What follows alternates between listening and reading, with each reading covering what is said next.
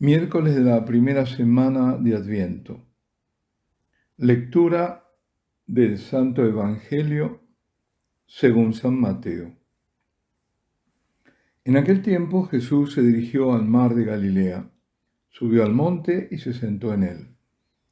Acudió a él mucha gente, llevando tullidos, ciegos, lisiados, sordomudos y muchos otros. Los ponían a sus pies y él los curaba. La gente se admiraba al ver hablar a los mudos, sanos a los lisiados, andar a los tullidos y con vista a los ciegos, y daban gloria al Dios de Israel. Jesús llamó a sus discípulos y les dijo: Siento compasión de la gente, porque llevan ya 3 días conmigo y no tienen qué comer, y no quiero despedirlos en ayunas, no sea que desfallezcan en el camino. Los discípulos le dijeron: ¿De dónde vamos a sacar en despoblado panes suficientes para saciar a tanta gente? Jesús les dijo: ¿Cuántos panes tenéis? Ellos contestaron: 7 y algunos peces. Y mandó a la gente que se sentara en el suelo. Tomó los 7 panes y los peces, pronunció la acción de gracias, los partió y los fue dando a los discípulos, y los discípulos a la gente. Comieron todos hasta saciarse y recogieron las sobras, 7 canastos llenos. Palabra del Señor. Aquel día, siempre esperando aquel día de la restauración de todo, aquel día nuevo que deberá aún despuntar, aquel día de las promesas mesiánicas, aquel día en que se enjugue toda lágrima, aquel día que se verá un cielo nuevo y será renovada la tierra, aquel día de recreación, que el Señor hará nuevas todas las cosas. Es ese día el que anuncia Isaías en la primera lectura. Será un día de gran fiesta, un banquetazo, algo nunca visto. Así lo anuncia el profeta. Dice: el Señor del universo preparará para todos los pueblos en este monte, el monte Sión, un festín de manjares suculentos, un festín de vinos de solera, manjares exquisitos, vinos refinados. Obviamente lo que Isaías está representando a nuestra imaginación es un día de inefable alegría, de fiesta, de inmenso gozo, donde cada uno se sentirá como agasajado por el mismo Señor. Bueno, esto parece mucho, que uno, nada como es, sea agasajado por Dios. Sin embargo, algo parecido dice el Señor hablando de lo mismo, del día en que vendrá el Señor, porque de eso se trata, de la parusía, cuando exhorta a estar preparados durante la espera del Señor que viene, y le da una parábola. Les dice: bienaventurados aquellos criados a quienes el Señor al llegar los encuentre en vela. En verdad os digo que Él mismo se ceñirá, los hará sentar a la mesa y acercándose les irá sirviendo. Él mismo le va a servir. Nos damos cuenta, el Señor sirve a los criados y no al revés, porque el Señor es el primero en festejar y estar feliz de que los fieles criados lo hayan esperado, que no hayan caído en el desaliento. El Señor ya no viene, quizás sí volverá, ni de la indolencia, y entonces los premia. Y el Señor nos hace partícipes de su alegría. Justamente yo donde estoy, somos varios sacerdotes, algunos de mi edad, otros aún mayores que yo, 10 años y más. Y hay 2 sacerdotes jóvenes, no, tres.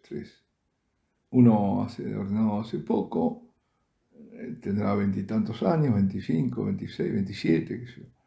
Y los otros 2 son 35 por ahí. Pues uno de ellos, hoy, me lo encontré hace un ratito, me dice: estoy feliz, porque tuvimos un retiro con jóvenes y varios de ellos se convirtieron. Bendito sea Dios. Y esa alegría que yo no los conocía también me la transmitió. Es de imaginar la alegría que tiene el Señor cuando se le responde. Los criados elogiados y a quienes el mismo Señor les ha de servir en la parábola son los que le abran la puerta cuando Él vuelva de la boda. La boda es la unión de la humanidad glorificada en Jesucristo, resucitado con Dios, en su ascensión al cielo. Esa es la boda.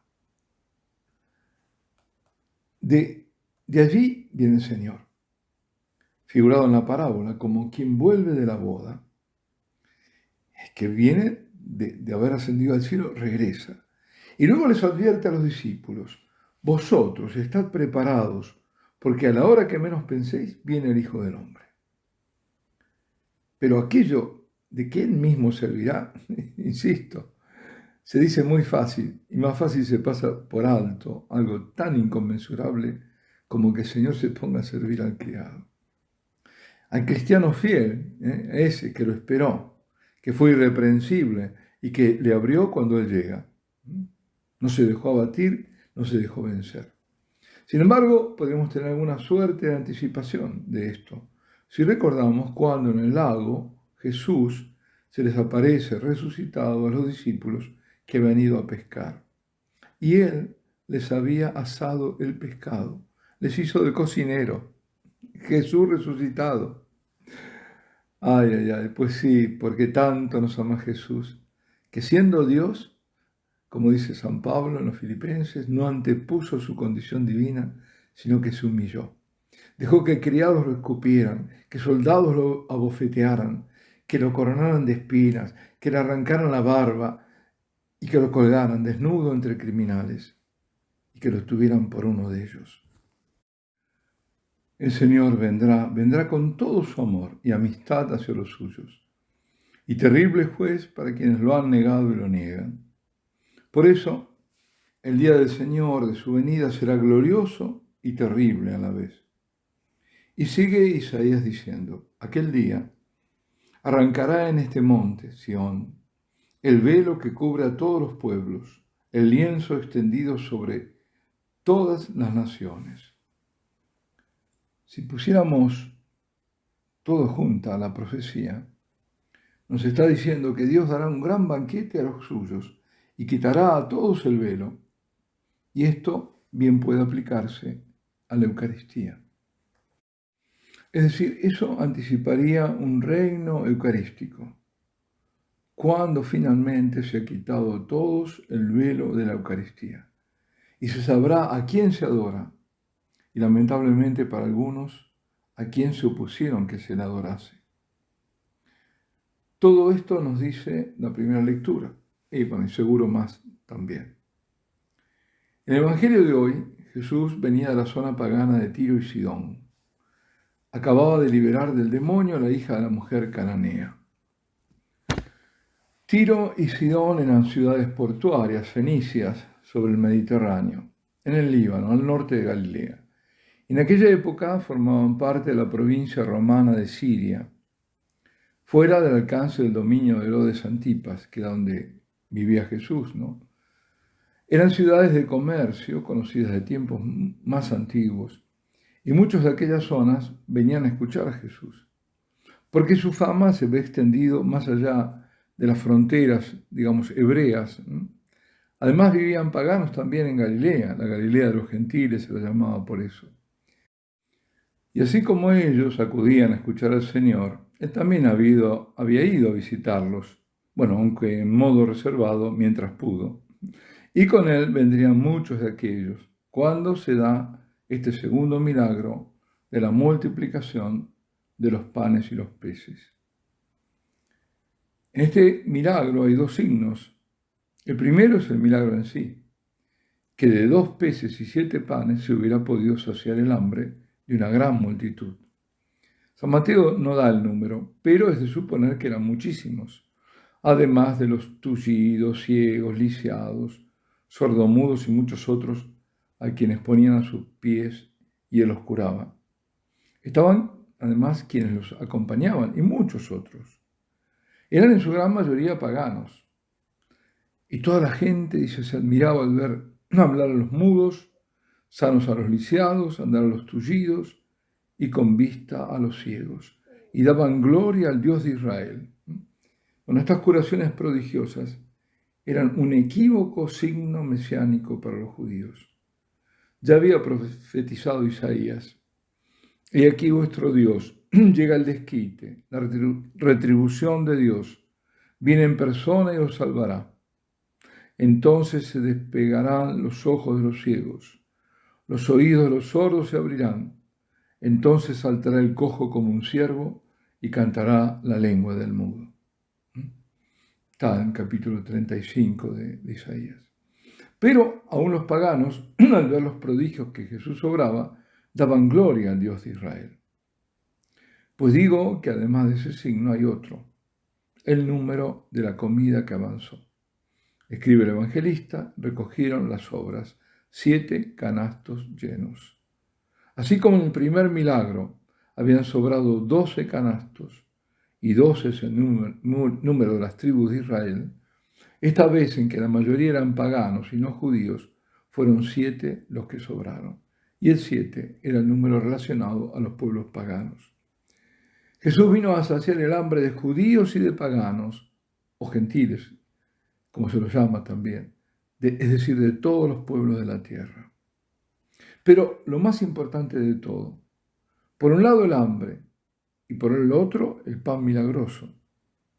El hambre mayor es el que tiene el hombre de Dios, aunque la mayoría lo ignore y busque saciar esa insatisfacción, ese deseo recóndito de su Creador en miserables sucedáneos que no son nada más que ídolos abominables.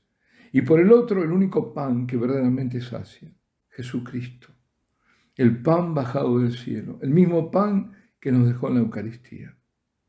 Cuando acudimos al Señor, Jesús no solo sacia nuestro hambre de eternidad, de trascendencia, sino que sobra, que nos da mucho, pero mucho más. Todos acuden a Él para que satisfaga algo, para que les dé algo que necesitan, y el Señor da mucho más de lo que se les pide, aunque a veces parezca hasta lo contrario, si conociéramos el don de Dios. De 7 panes que había, quedaron saciados todos, y sobraron 7 canastos. De lo poquísimo que ofrecemos al Señor, Él hace grandes cosas, pero quiere nuestro poco para hacerlo, porque así lo dispuso Él. Y si en ese poco, si lo retenemos para nosotros como cosa que nos pertenece, o lo gastamos en lo que nos viene en ganas, pero no lo ofrecemos, nada pasará. Y aún nosotros moriremos de debilidad, porque no tendremos la fuerza que solo Dios nos puede dar. Y esto es así con todo, y también con nuestro tiempo. Gasta tu tiempo para ti y verás cómo termina. Con cuánta insatisfacción. Lo trágico es cuando eso se comprueba en el ocaso de la vida, cuando se ve todo tiempo o tanto tiempo perdido. Estamos a tiempo, a no perderlo. No te parezca que rezar es inútil, que no eres un monje, que no tienes tiempo para visitar al Santísimo, para hacer una llamada a aquella persona que vive en soledad o para visitarla. Apaga la televisión, deja internet, junta las manos, reza y ama dándote. Prepárate para aquel día. Alabado sea Jesucristo. Y la bendición de Dios Todopoderoso, Padre, Hijo y Espíritu Santo, descienda sobre vosotros y permanezca para siempre.